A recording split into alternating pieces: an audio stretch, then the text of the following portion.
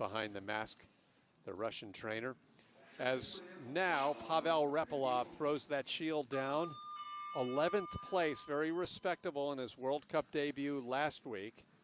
Although, lest we forget, his brother Roman, in his first ever World Cup race, finished 5th back in 2016.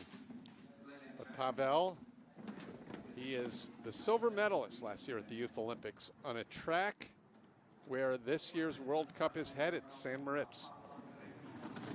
Right, and Pavel had a very large mistake in his first run, so there's so much time. I'm excited to see if he can have a clean run, really to see where he would shake out if he had performed better in his first run. A little early in that kind of labyrinth section, but he has a beautiful curve 11.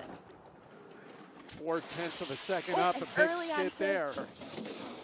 Yes, and he's over, and a loose sled. That's the #1 rule when you crash in luge, is try and hold on to your sled. So I think that really surprised him.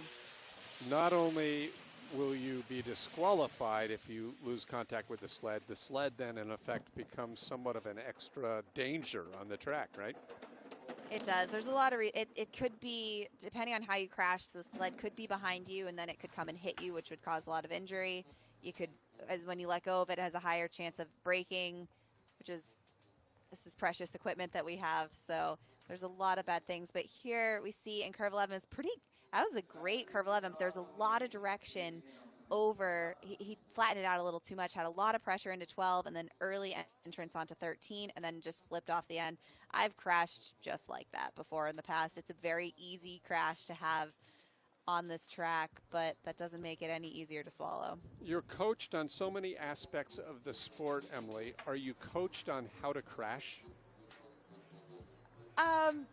You're not necessarily coached rather than hold on to your sled, do not let go of your sled, but you learn just over the time. I get asked a lot, do you crash? Does it hurt when you crash? And my response is always the same.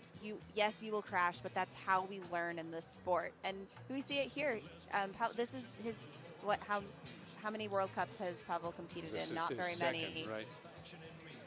Right, so he's still learning, and crashing is just like anything else. You have to fail to be better, and crashing is a part of learning in this sport. So look at Peter Pence, one of the Austrian coaches. He's looking a little forlorn. I'm not sure if he was the one responsible for overheating those runners on the Austrians a little earlier today. As Valentin Cretu gets a little extra time in the leaders area. And the Latvian coaching team is gathering together. They generally have a track hold after most crashes for no other reason than to make sure the course has not been scratched up in an unfair way and that there is no extra debris on the ice.